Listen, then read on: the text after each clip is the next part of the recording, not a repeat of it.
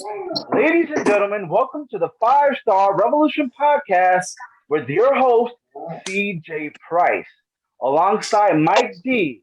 And tonight we have a very, very special guest, Luthes Hall of Famer, NWA Hall of Famer, Nikita Koloff, alongside the Koloff Dynasty. How you guys doing tonight?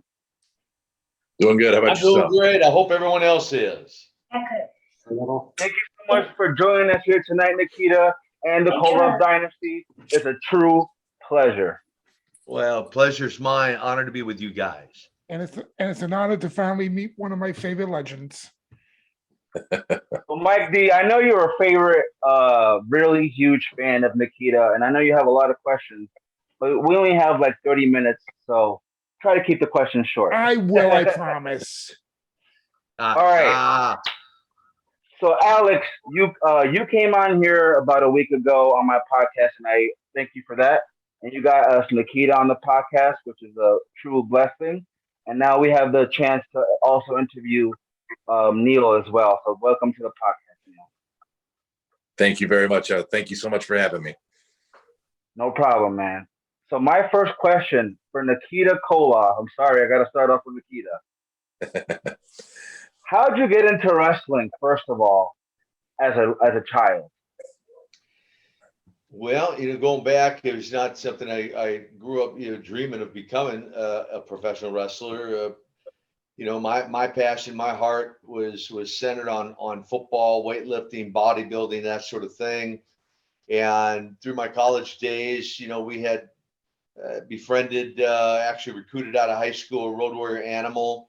And he eventually dropped out of college. Next thing I know, he's on the Superstation TBS with Georgia Championship Wrestling. He makes a 5-minute phone call. I'm training. I graduate college. I'm training for a pro football tryout. He lays out a storyline of a nephew for Ivan Koloff. And I call Jim Crockett Jr. in Charlotte, North Carolina, the promoter, have literally a 5-minute conversation with him. He gives me a date in which to be in Charlotte, a city I'd never been to before. And from that 5-minute phone call, I showed up in Charlotte the day he said to be there. And he introduces me to Ivan Koloff and Don Kernodle, the NWA World Tag Team Champions.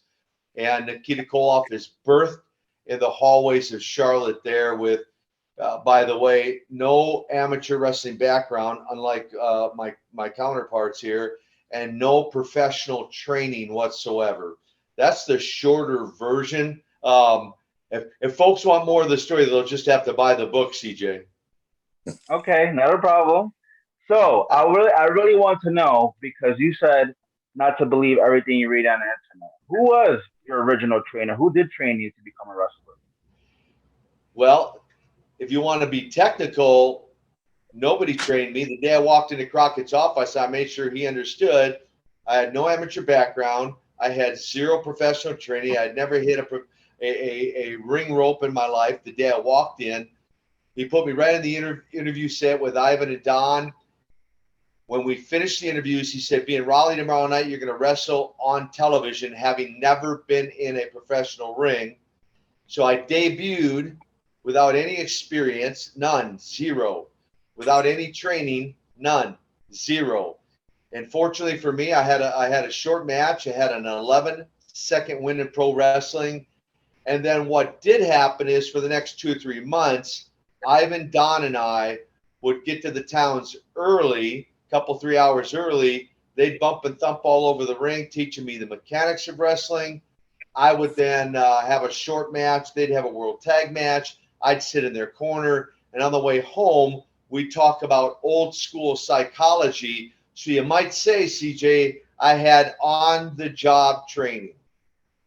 Very nice, very nice. And you're a legend now, so that tells a lot about you right there. Well, it's a very unusual way to break into the professional wrestling business, but fortunately, I was able to carry it off. So, Mike D, I know you have a couple questions. I'm going to give it off to you for a few seconds. So go right ahead, man. All right, thanks, CJ. Nikita, during the time when the babyface turn came in, and you were teaming up with Dusty, Now, was that because either one, Magnum's motorcycle accident, or was it two, Crockett just being smart, seeing that the way things were going on in the world with Gorbachev and Reagan at the time, and they were forming a bond together as friends, that putting you with the American dream was the right idea? Well, just to clarify, Magnum had it wasn't a motorcycle wreck; it was a car wreck. Just for your audience to understand, it was a car wreck. He hydroplaned a car, and it actually just interviewed Magnum today for my new TV show that will launch in 2022. So we were just talking about this story, his accident, and what led to me becoming Dusty's partner. So it ultimately had to do with his accident and leaving a void for, as a partner for Dusty. Now, my guess is they never said this, but certainly with what was transpiring in the world of politics, with what you just referenced, that may have had a factor in there. It was never discussed or talked about, but more than anything, nobody was certain that it would even work. To our knowledge, there'd never been a Russian babyface prior to that I'm aware of anyway. Maybe Right. there was. I just don't know about it. And Dusty was asked years later, did he know for certain that would work? And really, he said nobody knew. It was just a roll of the dice. And fortunately, it got over like it did. Excellent. And just my second question, of all the tag team matches you had with Ivan and Barry Darso as a team, and Ivan using the Freebird rule with the titles, who was your, I guess, the best match you got out of? Was it either the Rock and Roll Express or the Horsemen in general? Well, as the Dirty Russians, the Ivan, Crusher, and Nikita, all of our matches would have consisted of guys like the Rock and Roll Express, the Road Warriors. Certainly, some of the matches against the Road Warriors were legendary, whether they were a chain match or a tag or a six-man, when they would partner somebody up with the Road Warriors.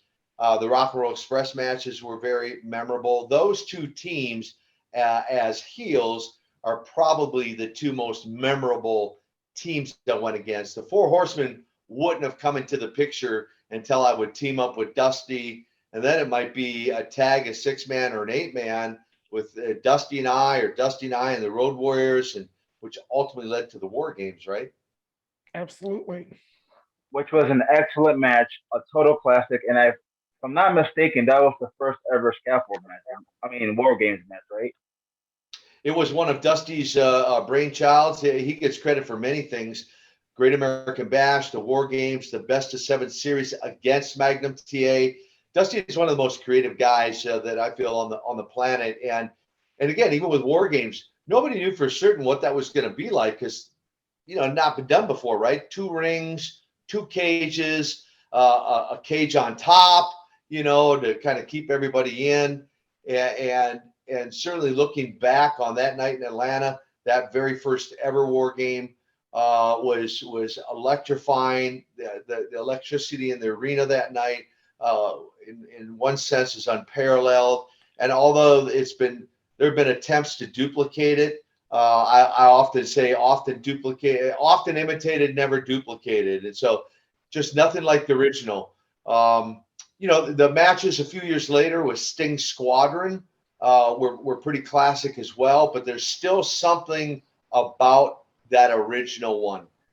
Yes, I totally agree. And I watched that match a few times because it was totally great. And Nikita, I'm sorry, just one more thing. Nikita, just one last part of that question. JJ, was that a legit collarbone injury he got at the end of the match? That's a good question. It certainly may have been, considering the guys he was in the ring with. So, no, because CJ, it was like the coolest thing. You had like, Animal picks up JJ, puts him up in the Doomsday device, and Hawk comes in, and I'm watching this as a youngster, and I'm going, oh God, JJ's gonna get killed. And what you saw was just him grab, as soon as he landed, he just grabbed the shoulder, and I said, oh shit, he's hurt. But he may have been. I honestly don't recall. I mean, obviously it's quite a while ago now. Right. But it certainly wouldn't have been the first time somebody legitimately got hurt, and it's not the last time somebody's going to legitimately get hurt in the ring. Yeah, exactly. So, Mr. Nikita, you probably got this question asked before, but I never heard the story. So I wanted to know how you came up with your gimmick originally, and if anybody helped you with the gimmick. So I didn't come up with the gimmick. Don Kernodle and Sergeant Slaughter did. So they laid out about a 2-year storyline of a nephew for Ivan Koloff and presented it to Jim Crockett. Jim Crockett loved the idea. He said, well, if you can find a big guy, who wouldn't mind shaving their head and becoming a Russian, yeah, I'm interested.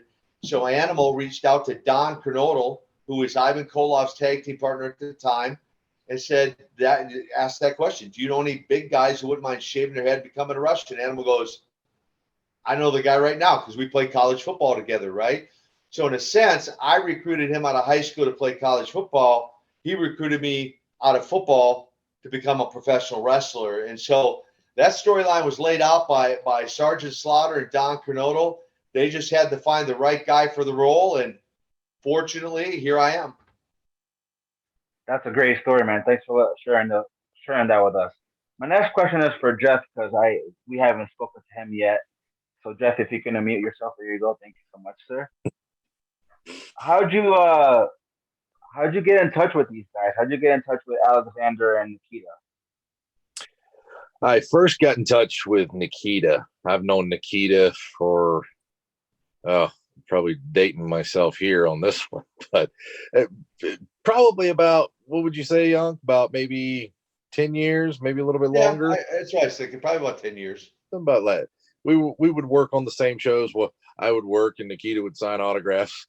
And so, but we knew each other and we became friends throughout that. And then I had the idea to possibly take the Koloff name to the next level and add rather to the Koloff legacy.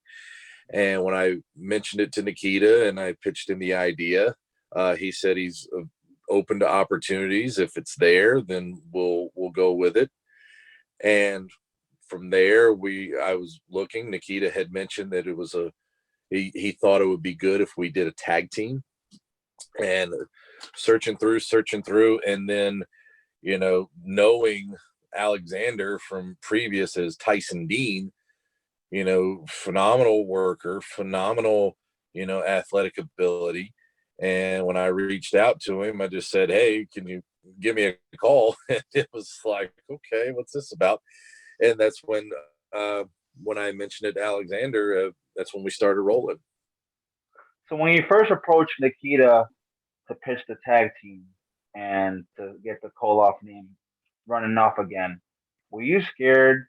Because, he's a legend and he's a big name in the business. Were you scared to approach him about that idea?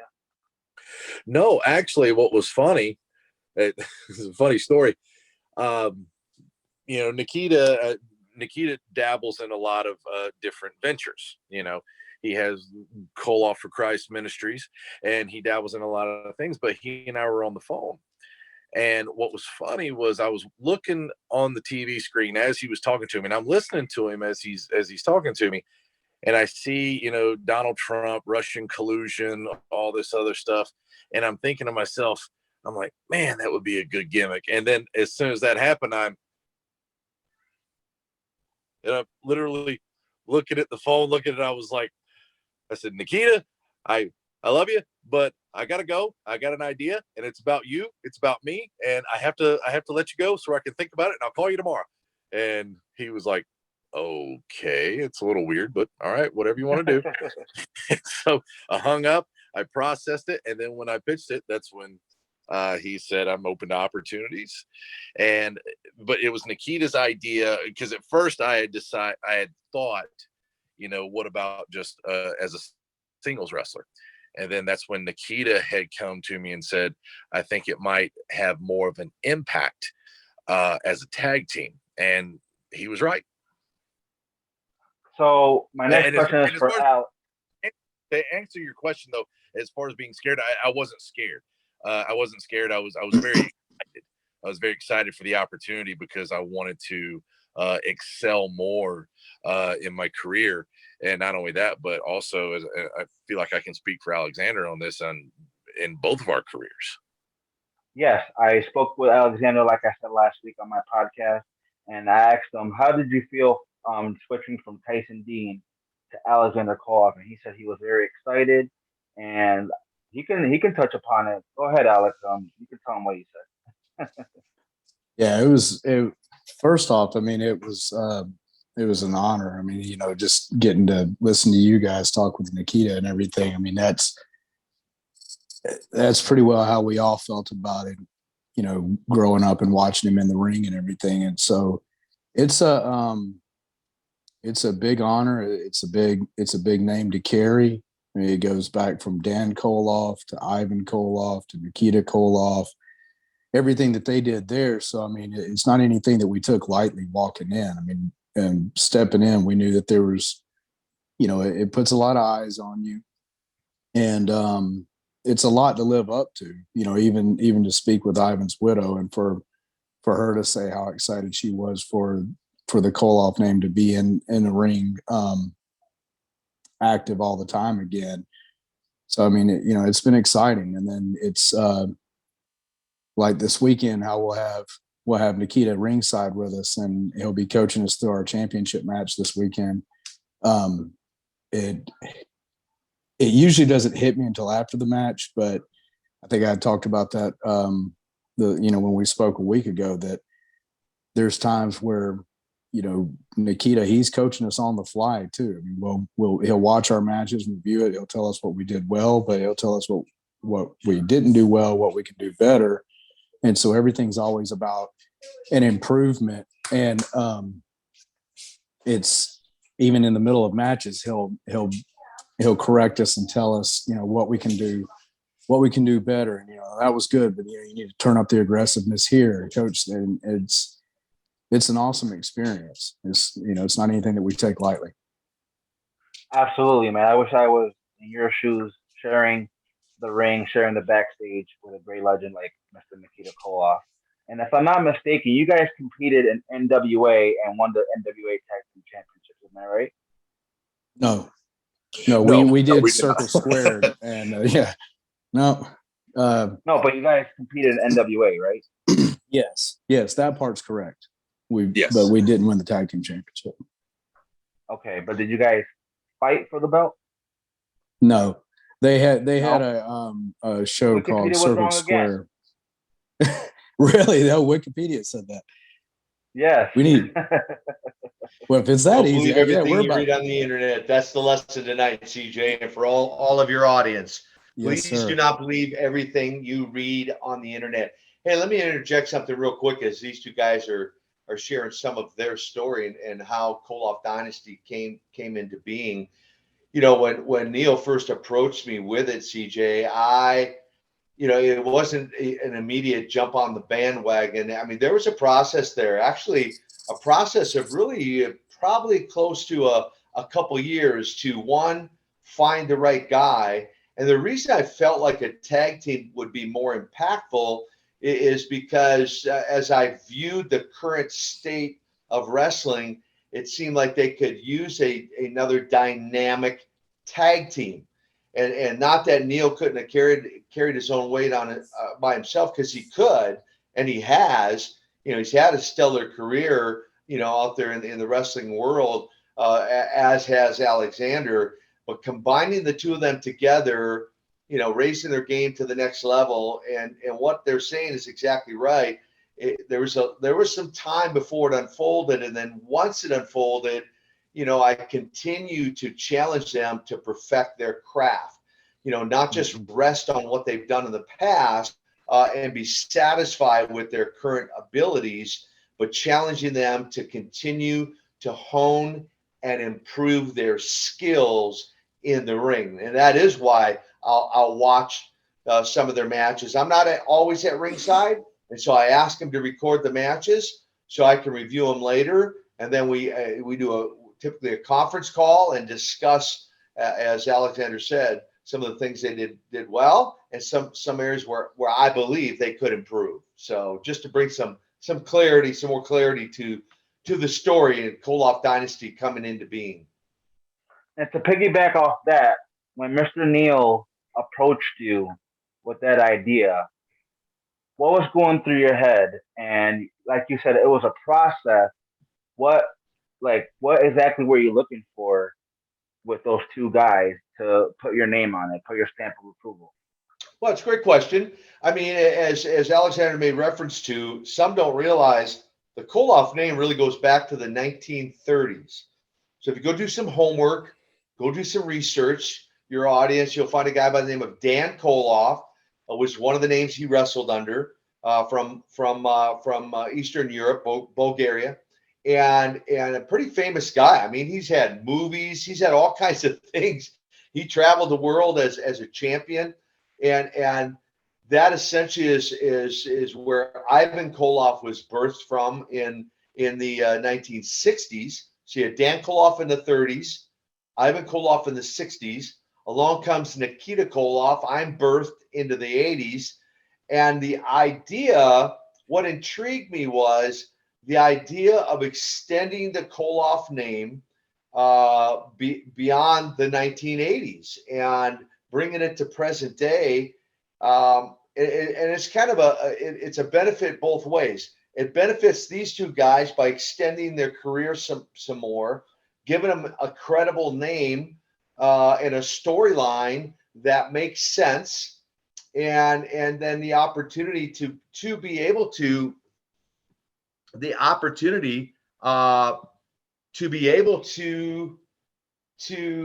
create for the Koloff name not just a legacy but a dynasty, hence the name Koloff Dynasty. And these guys I felt after viewing and watching and studying, I felt these guys were capable and worthy of being christened with the Koloff name and just carrying the story further. So, Mr. Koloff, I do have a couple more questions. I know we are running out of time very soon, and I know Mike D has a couple more questions. So, 2 more questions for me. What was your favorite title reign, and who was your favorite opponent of all time? Goodness. Well, the most often talked about, I've already referenced the best of 7 series against Magnum TA. That's more than anything. The fans bring that up almost always. The best of 7 against Magnum. So that was certainly memorable. I mean, there's so many. It's hard to pin it down, right? The World Tag Title reigns, the 6-man title, the World TV title reigns, but certainly the U.S. belt in the matches against Magnum. It's hard to pin down the greatest opponent, right? I typically say Ric Flair in the first ever Great American Bash, the first ever War Games, and really winning the 7th and final match against Magnum TA. So many great guys I stepped in the ring with, and to be able now to take that experience and pour that into Aleksandr and to Neal, and hopefully, as I said, maybe one day we're hopeful that they'll get a shot somewhere outside of the independent circuit with an organization and be able to really showcase their talent. Ultimately, that's the goal with Koloff Dynasty, just so you know. Absolutely, and I truly believe they'll make it someday, very soon. So, Mike D, I know you have a couple more questions. Let me touch on that real quick before. I mean, you talk about opportunities and everything. This weekend will be a big opportunity for us to really be showcased. I mean, we're wrestling the Impact World Tag Team Champions in Easley, South Carolina, with Nikita with us at ringside against D'Lo Brown, and I believe his partner is going to be Suicide from Impact. And that's an opportunity to get in and really, really show that, we can hang with the best guys in the world. We took on, Neal, help me out with Matt Cardona and Matt Cardona and Brian Myers. Yeah, a couple of weeks ago, had a great match with them and everything, held our own. And so the opportunities are coming, but this weekend will be one that, if anybody's in the South Carolina area, to really come out and check out and, and see us get showcased against some of the top guys in the world. Absolutely, man. If I was in the area, I would definitely check it out. But Mikey, D, I know you have a couple more questions. Go ahead, man, before we let Mr. Koloff go. And Nikita, I only got two, and they're real quick. One. Now, and CJ, I appreciate that you let in with that about future for the future of the Koloff Dynasty. Considering so many people now in AEW are people that you worked with back in the 80s, like Jim Ross, Tony Schiavone, and Tully are there as well. If Tony Khan called and said, I want the Koloff Dynasty in AEW, would you guys jump at that? Well, of course. Great question, Mike. I mean, let's just put it, there's some natural angles there, right? I mean, Dustin Rhodes is there, Cody Rhodes, right? I mean, hello, I was partners with their dad, Dusty Rhodes.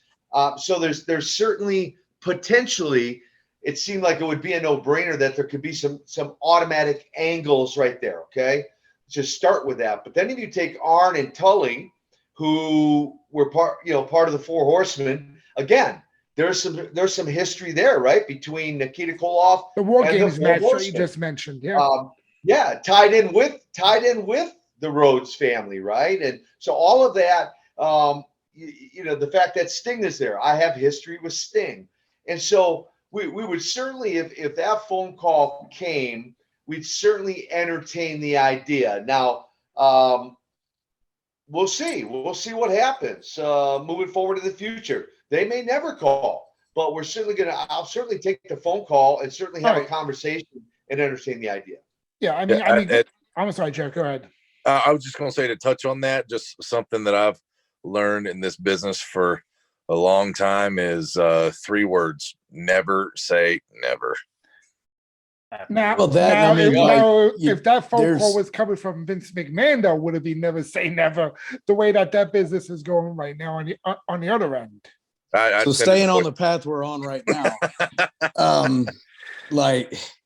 I'll tell you, I mean, I'm really excited about the match this weekend with the Good Brothers. I consider them to be one of the top tag teams in the world. The one that is, call it like it is probably at the pinnacle of it. Oh, no pun intended, is FTR, with them having Tully Blanchard ringside. And I mean, that's the guys that I feel like, anyway, in today's world, they're the measuring stick. And with Nikita's past with Tully and Arn and us, we get in and go with FTR. That's the match right now that if anybody asks me who in the world you'd want, that'd be it. Excellent. And Nikita, my final question: how did you get from a Minnesota Midwestern type accent to go into that Russian accent? How did you learn that? Well, Mike, it wasn't through any coaching, and it wasn't through any classes. It was just me in my mind thinking, if I really was from Russia. So for any of you viewers, if you're saying right now, wait, hang on, you mean it really isn't? I usually burst somebody's bubble there, but in my mind, I approached it as, if I really was from there, what would that sound like? What would certain words sound like? What would phrases sound like? I did learn to sign my name in Russian. I did learn a few words in Russian. I can count to 10 in Russian, even though there's not a Russian bone in my body. Apparently, I carried it off pretty well, because really still to this day, I still meet people that go, where's your accent? I'm like, good English tutoring, right? So they bought into the character hook, line, and sinker. So, I'll take that as a compliment. I'll take that as a credit to how I personally, it was a mindset. I projected myself into that role, into that character, and then I lived it. I lived it. Someone can read the story. Again, go get the book, Nikita, A Tale of the Ring of Redemption. You read about the whole story from the earliest days of, that I can remember till present day. Get that on my website at koloff.net, and you'll read the whole story on exactly how I developed that whole character, how I lived it 24/7 for not only during my wrestling career, guys, but I maintained the persona anywhere in public for up to almost 3 years after I retired from wrestling. Wow, incredible. And so, I was old at all costs. Nikita, One what last was the question. book that I just finished reading we were talking about last night?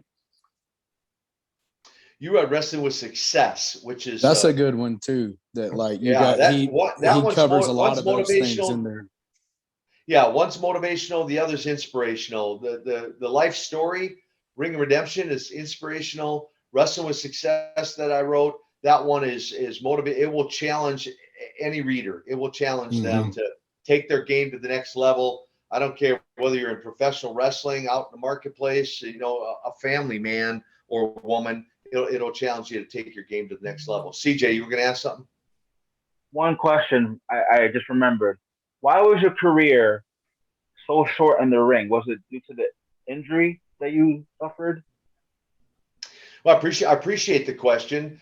Just for clarity, because I don't know what it says on the internet, but I will clarify. I will clarify. I didn't leave wrestling because of a career-ending injury.